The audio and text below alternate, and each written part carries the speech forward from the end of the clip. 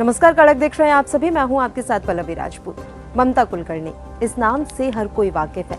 अपने जमाने की मशहूर और बोल्ड एक्ट्रेस में शुमार ममता एक बार फिर सुर्खियों में है। महाकुंभ में महामंडलेश्वर बनने और फिर वो पद छीनने की वजह से हर तरफ उनकी चर्चा हो रही है। इस बीच ममता कुलकर्णी ने कुछ ऐसा कहा है जिसे सुनकर आप भी दंग रह जाएंगे।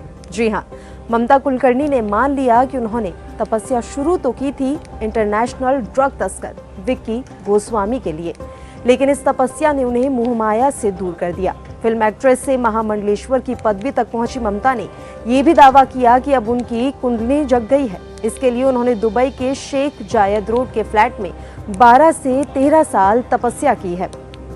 तो विक्की को बचाने के लिए शुरू हुआ तब उन्हें संन्यास और महामंडलेश्वर की गद्दी तक ले गया। ममता ने ये भी मान लिया कि उनके सेक्रेटरी के जरिए ड्रग माफिया विक्की से मुलाकात के बाद दोनों के दिलों के तार जुड़ गए थे। विक्की उन्हें मम्स कहता था। बाद में जब ममता को पता चला कि विक्की पहले से शादीशुदा है तो उन्होंने ब्रेकअप कर लिया था।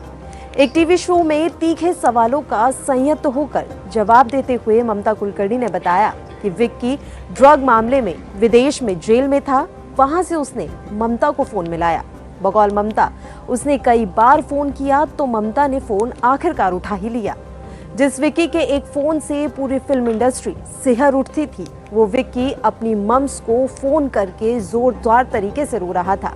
शो में ममता ने बताया कि विक्की कह रहा था कि उसे एक सेल में डाल दिया गया है और उसे पता नहीं था कि अब वो बाहर निकल भी पाएगा या नहीं।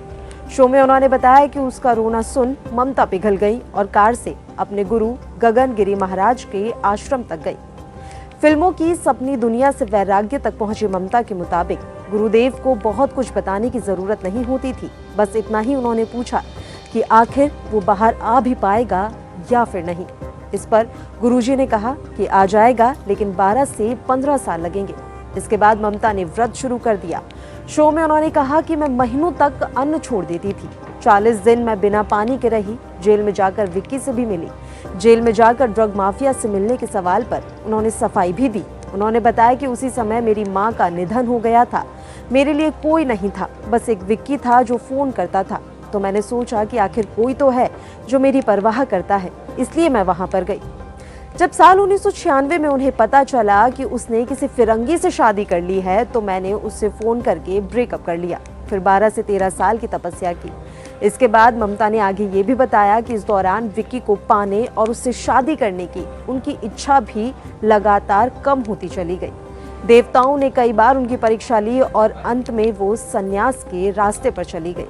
और हमने आगे देखा भी कि वो कैसे सन्यासी से सीधे महामंडलेश्वर बन गई और महामंडलेश्वर बनाए दिए जाने पर कई सवाल खड़े हुए और इन तमाम सवालों का उन्होंने संयत होकर जवाब दिया। इन तमाम सवालों को खारिज करते उन्होंने अपनी इस तपस्या का जिक्र किया और संस्कृत का एक श्लोक भी टीवी शो के दौरान सुनाया।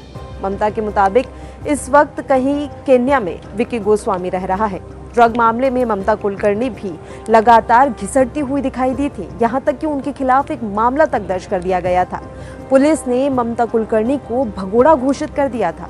इस मसले पर टीवी शो पर ममता ने कहा कि ये पुलिस की साजिश थी। उनके पास उस वक्त 10 फिल्में थी, उनके नाम कई सफल फिल्में थी। ऐसे में ये सब करने की उन्हें क्या जरूरत थी? यही वजह है कि वे इससे पाक साफ साबित हुई, लेकिन साजिश रचने वाला पुलिस अफसर कहाँ है उसका कोई पता नहीं है।